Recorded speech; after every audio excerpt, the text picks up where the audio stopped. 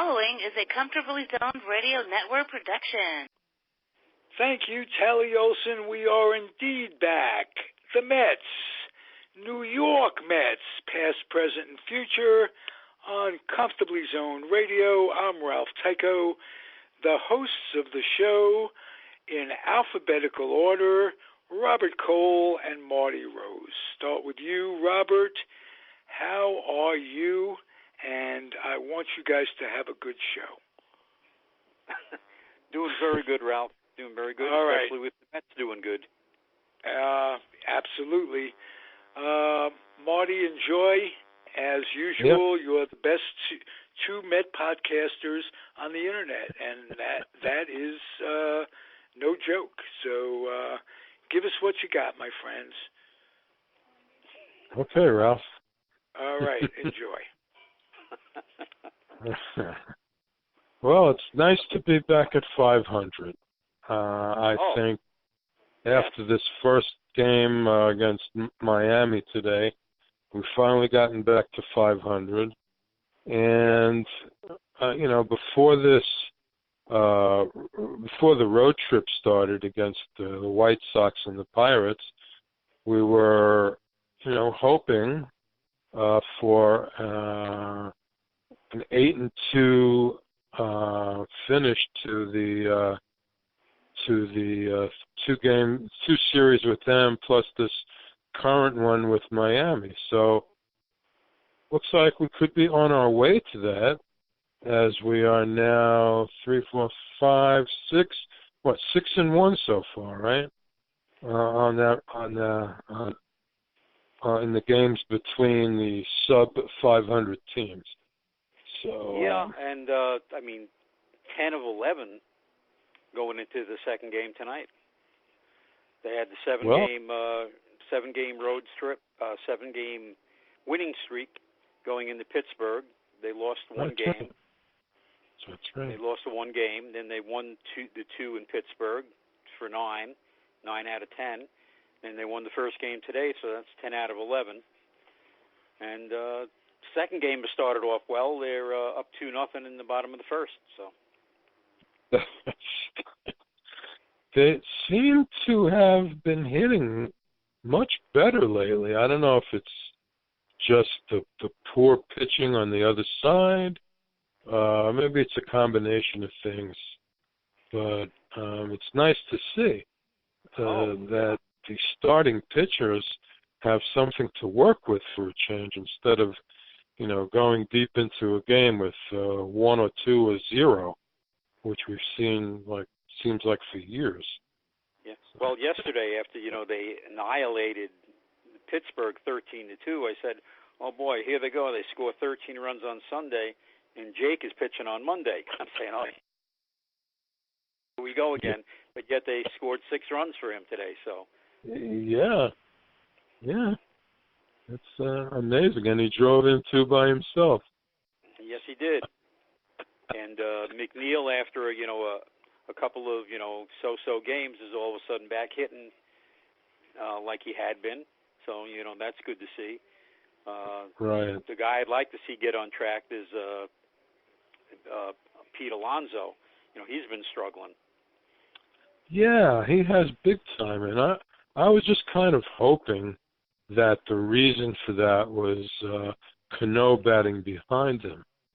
So I'd like to see if something turns around for him now that Cano's going to be out for a while. And I think he had J.D. Davis behind him in the first game. I don't know who's behind him in the second game, but that might help. That might help him. And and the other thing too is, he's reaching, for pitches out of the zone again. He got hot, and then he had a brief period where he was, chasing, and then he got back on track again. And ever since the home run derby, he's kind of gone back to reaching and going out of the zone. So hopefully, they can get him back on track again. Absolutely. We need about. I know he's not going to do what he did in the first half, but it's the dog days are upon us now. So these guys, they have to get a little tired and playing in the late summer heat. And it's got to take its toll somehow. Oh, yeah. But I'm glad he got a day off yesterday. So yep. that was helpful. Yeah. Hopefully Chili Davis can get him straightened out, and Wilson Ramos is hitting the ball now. 6 RBIs in one game the other day. Yeah. For Ramos. Man. Frazier had a couple of good games. He's hitting pretty decent. Conforto's hitting the ball again. And Rosario has picked it up.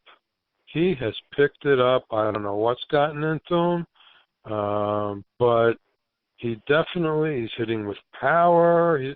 Maybe it's because they move him up in the lineup. Instead of batting him 8th all the time like they were, hitting higher in the lineup has its benefits. And I think we're seeing some of that. Yeah, well, I was saying that right from the beginning of the year that I would like to see him batting first or second, with him and McNeil, one of them first, one of them second. And, finally they're doing that, so let's see. Gary and Ron Darling were talking about maybe, needing to move Pete Alonso back to 2 because that's when he was hitting his best. But I think he slots in really good at third. They just have to get him straightened out. Right. I agree. Yeah. So did you see who see who won National League Pitcher of the Week last week? Who? Mr. Syndergaard. Oh, did he? Oh, good. Yeah. I didn't see who won the awards. He's been pitching lights out the last couple of games. Yes, maybe I think you might have said it earlier that now that the trading deadline is passed, these guys can relax a little bit, and maybe that has something to do with it. Well, he pitched last Tuesday night, and they told him before the game that he was not going to be traded, and he went out and he pitched a real good game. And then again yesterday, pitched a good game. Of course, they scored 13 runs for him too, it helps. But it's probably in a state of shock. What's gotten? Is this my team? I think Ralph said it earlier. Who are these guys? Oh, but hey, with all the agony that we've witnessed last year, and then for the first part of this year, it's very nice to see. A laugher is always nice for a change. Yeah, I was driving yesterday. I was on the highway, and luckily I was able to pick up the Howie Rose call on MLB audio.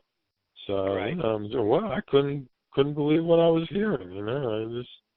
I said to Peggy, "You paying attention to this?" She goes, "No." Are they winning? She's fussing with her phone while I'm driving. She's not paying any attention. Yeah, they're winning. They're winning big. Did you get to see the replay of J.D. Davis's home run? No, I didn't. I must he have. Hit it. There's that. They have a rotunda in Pittsburgh. That like a spiral staircase, and it goes up 4 levels. He hit the bottom of the 4th level. Gee. Wow. They estimated it at over 450 feet, about 109 miles an hour. I mean, what a blast. I was getting the pirate broadcasters, and they were going, they've never seen a home run hit like that. Wow. They're calling it the Manford Ball.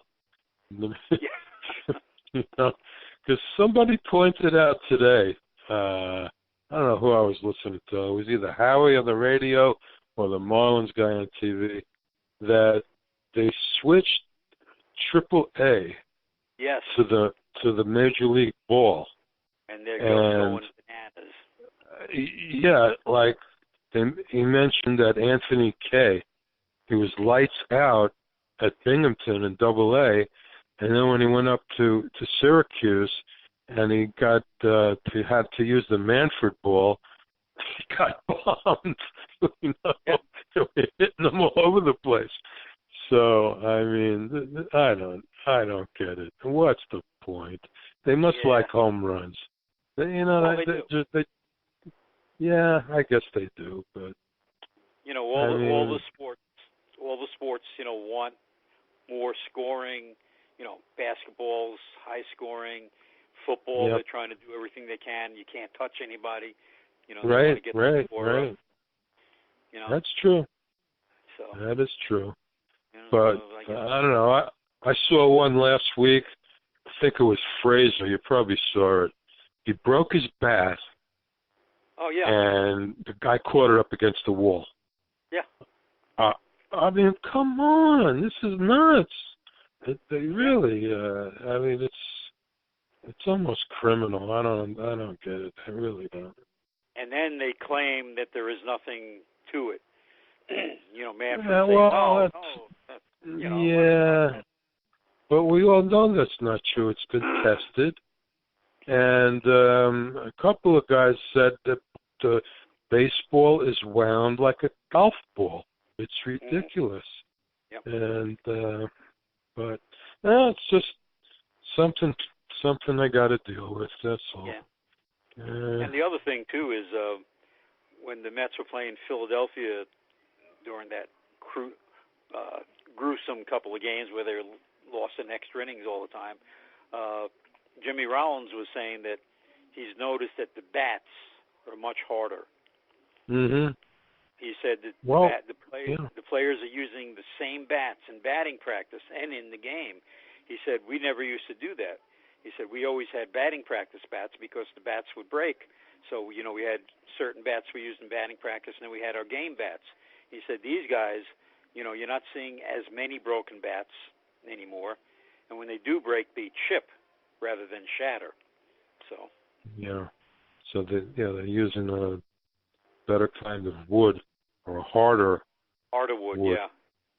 And everything. When you take everything into consideration, it's not just the baseball. That's for sure. And then they showed two bats side by side. Okay, one, the traditional bat has the grain in it, and then these new bats don't have any grain in it. If you ever see McNeil's bat, okay, he uses that big old Nellie Fox bat with that. Right, with nothing on the butt. No, right. Yeah, I've seen that. Yeah, amazing. It looks like he made that bat. It's. So. Well, I don't know. So what do you think about the closer situation? I mean, I wouldn't trust Diaz with anything 2 runs or less. I wouldn't trust him.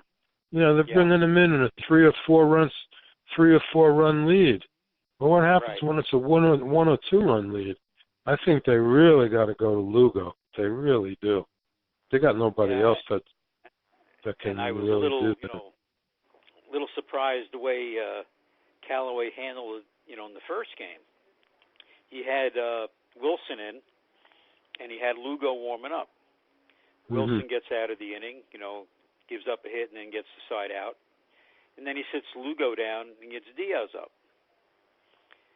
Then he brings Diaz in, and then he gets Lugo back up again. I know. So, now you may have shot all 3 of those guys for the second game. Well, he had said before the game that he wasn't going to use anybody in both games. So even though Lugo warmed up a couple of times, if it gets to that point in the second game where they have a lead late, I think we'll see him. Anyway, even though he warmed up in the first game, I think we'll see him. He's got Avalon that he can use. He's got Gazelman that he can use. Right. He does. And Lugo, so. I would want to see Familia come in a crucial situation. No. I don't know what's happened to him. I guess he's lost his sinker. I mean, it's just he's got nothing. Every time he comes in, it's at least a run or a homer or something. He always gives up a run now. Every time. They brought him in yesterday. Okay, he struck out the first two guys, and it looked like his sinker was sinking. And then he puts a fastball down the middle, and the guy hits it 420 feet. For a home run. Yeah. And then he came back and got the third out. But him and Diaz, you just hold your breath every time they bring them in with the home run. That's true. That is true. But the rotation now is pretty solid. Now I guess Nats is still a little bit of a question mark. I mean, I know he pitched a complete game shutout, but the next time out, he gave up a bunch of runs. I mean, he's just not consistent enough to go out there every time and expect a good game like you do when the top three guys pitch. You just don't. No. Well, now hopefully we have a top four, and and if Mats can give you five, then maybe so. Yeah, Stroman has a lot of days off in between his starts. He was from rusty. last time. He was excited. He was excited making his first start. You could tell that he was nervous. Although after the first settle inning, he settled right? down. Yeah, he did. So I think you're probably right about that. I think he'll be okay. And I think Mats is now number 5 if he wasn't already. And, for sure. For sure he's number 5. Well, all right. So as long as we can get Lockett's through 2 so far. So that's good. If we can get 5 or 6 out of him, that would be great. That would be really great. So what after Miami is what now? Washington? Washington, yeah. And that'll be a big series. Yeah. And they signed put all these games aside, and then pretend that you start. Did you see them sign? They signed Cabrera. Washington. Yes. They did. And they signed T.J. Rivera yesterday. That I saw, but he's in Double-A, so he's got a long way to go yet. Yeah, but at least I'm glad to see he's healthy. He was a good kid. He was a good, he's a good player. He just was hurt so much. Yep. And he had that really bad injury that set him back a long time. But Washington signed Cabrera, so on a lot of the Mets sites, they're asking that he be signed by the Mets, but that's not happening now. So no, I don't think that was going to happen. Even without Washington doing that, I don't think so. I mean, like you said, they'd have to make room on the 40-man, and if they were going to do that, like you said, they got Tejada tearing it up at Syracuse if they needed another infielder. Yep. I mean, Hechavarria is down to 220. So I don't know. Yeah, and they got they got Hechavarria and Guillorme playing this second game, I think. Oh, Guillorme is a 26-man? Must be. Yeah. No. Well, no, they brought him up to he took Cano's place. Okay, place. so they must have another guy. Yeah. Maybe, most likely a pitcher. Pitcher from the Amtrak. Yeah, the Yo-Yo Express. All right.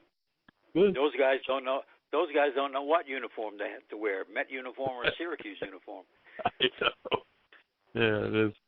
Well, now that they're so close, it's really convenient. I mean, it's a lot different than having to go to Las Vegas all the time. My goodness. Yeah, That's they don't even have to pack a bag. They come up on Tuesday afternoon. They pitch Tuesday night. They go back Wednesday morning. That's true. That's very true. We've seen that a number of times already. Oh, man. Very good. All right. So, So, I don't know. I think we pretty much covered what's going on, unless you got anything else. No, well, the only thing I would say is, the Yankees amaze me. Every day they have more injuries. Every day they bring up more guys. They bring up more guys that you never heard of, and they keep winning. Yeah, well, the thing about that was they had all these injuries, like in the first month of the season? Yeah. I mean, almost the entire starting lineup was out. And these guys that came, I mean, I'm not a Yankee fan. I don't cover them. I don't watch them very much at all.